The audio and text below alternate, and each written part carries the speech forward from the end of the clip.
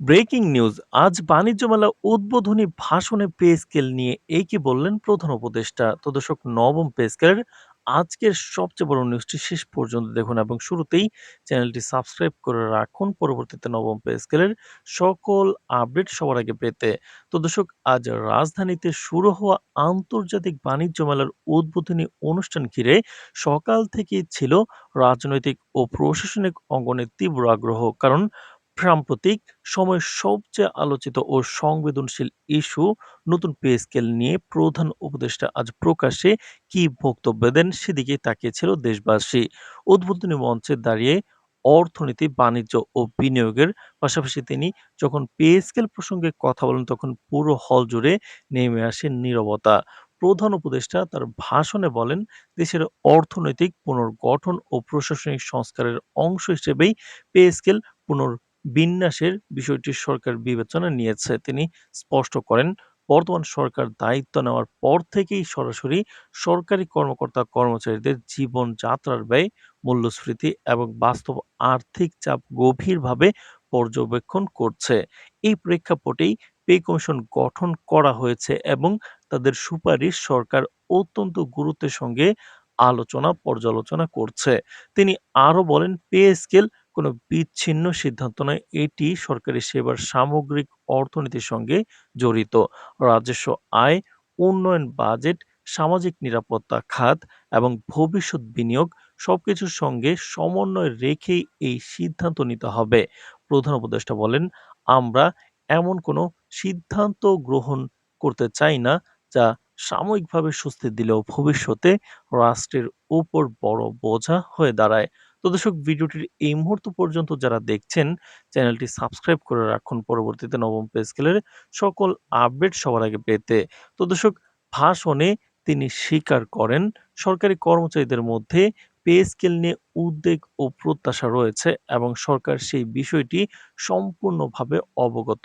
তিনি জানান, পে কমিশনের প্রস্তাবনায় বেতন গ্রেড, ভাতা কাঠামো এবং পদ ভিত্তিক বৈষম্য দূর করার যেসব সুপারিশ এসেছে সেগুলো নিয়ে অর্থ মন্ত্রণালয়, জনপ্রশাসন মন্ত্রণালয় ও উপদেষ্টা পরিষদের মধ্যে ধারাবাহিক আলোচনা চলছে।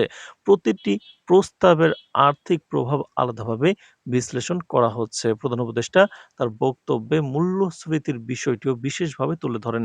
তিনি বলেন, শুধুমাত্র বেতন বাড়ালেই সমস্যার সমাধান হয় না। যদি একই সঙ্গে বাজার নিয়ন্ত্রণ করা না যায় তাহলে বাড়তি বেতন খুব দ্রুতই নিত্য প্রয়োজনীয় পণ্যের দামে হারিয়ে যায়। তাই পে স্কেল বাস্তবায়নের পাশাপাশি বাজার ব্যবস্থাপনা জোরদার করা, সরবরাহ চেইন শক্তিশালী করা এবং অপ্রয়োজনীয় সিন্ডিকেট ভাঙার দিকেও সরকার নজর দিচ্ছে।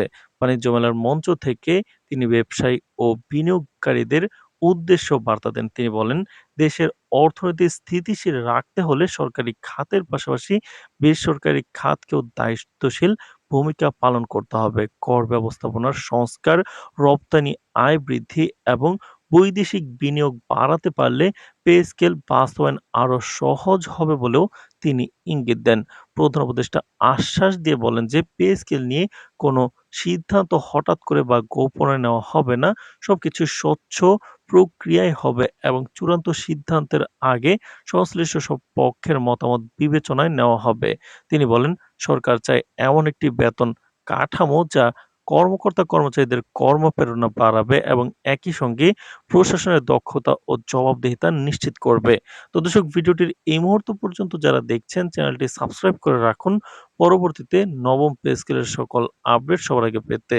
তো দর্শক, এই বক্তব্যের পরপরই রাজনৈতিক অঙ্গন ও প্রশাসনে নতুন করে আলোচনা শুরু হয়েছে। অনেকে মনে করছেন প্রধান উপদেষ্টার বক্তব্যে স্পষ্ট হয়েছে যে পে স্কেল বাস্তবায়ন সরকারের অগ্রাধিকার তালিকায় রয়েছে, তবে তা হবে বাস্তবতা ও অর্থনৈতিক সক্ষমতার আলোকে।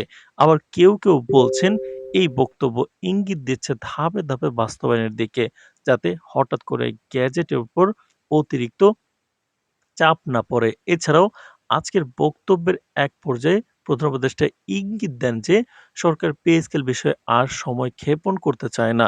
সংশ্লিষ্ট সূত্রের বরাতে জানা যাচ্ছে সরকারের উচ্চ পর্যায় থেকে ১৫ জানুয়ারির মধ্যেই নতুন পে স্কেল গেজেট আকারে প্রকাশ করার বিষয়টি গুরুত্বের সঙ্গে বিবেচনা করা হচ্ছে। ইতিমধ্যেই পে কমিশনের চূড়ান্ত সুপারিশ পর্যালোচনার কাজ প্রায় শেষ পর্যায়ে এবং অর্থ মন্ত্রণালয় ও জনপ্রশাসন মন্ত্রণালয়ের মধ্যে এ নিয়ে সমন্বয়মূলক আলোচনা চলছে। সরকার চাইছে সব দিক পর্যালোচনা করে কোনো ধরনের বিতর্ক বা জটিলতা ছাড়াই গ্যাজেট প্রকাশ করা হোক। যাতে কর্মকর্তা-কর্মচারীদের দীর্ঘদিনের অনিশ্চয়তার অবসান ঘটে। যদিও চূড়ান্ত সিদ্ধান্ত এখনো আনুষ্ঠানিকভাবে ঘোষণা করা হয়নি, তবুও সরকারের এই ভাবনা থেকে স্পষ্ট হচ্ছে ১৫ জানুয়ারির মধ্যে পে স্কেল গ্যাজেট প্রকাশের সম্ভাবনা এখন আর কেবল গুঞ্জন নয় বরং বাস্তব আলোচনার টেবিলেই উঠে এসেছে। সব মিলিয়ে আজকের বাণিজ্য মেলা উদ্বোধনী অনুষ্ঠানে প্রধান উপদেষ্টার ভাষণ পে স্কেল ইস্যুতে একদিকে যেমন আশার বার্তা দিয়েছে, তেমনি বাস্তবতার কঠিন দিকগুলো স্পষ্ট করে তুলে ধরেছে। তো দর্শক, সরকারি চাকরিজীবীদের অপেক্ষা এখন সরকারের পরবর্তী আনুষ্ঠানিক সিদ্ধান্তের দিকে। নবম পে স্কেলের যেকোনো গুরুত্বপূর্ণ আপডেট পরবর্তীতে পেতে চ্যানেলটি সাবস্ক্রাইব করে রাখুন। আজ এ পর্যন্তই। ধন্যবাদ।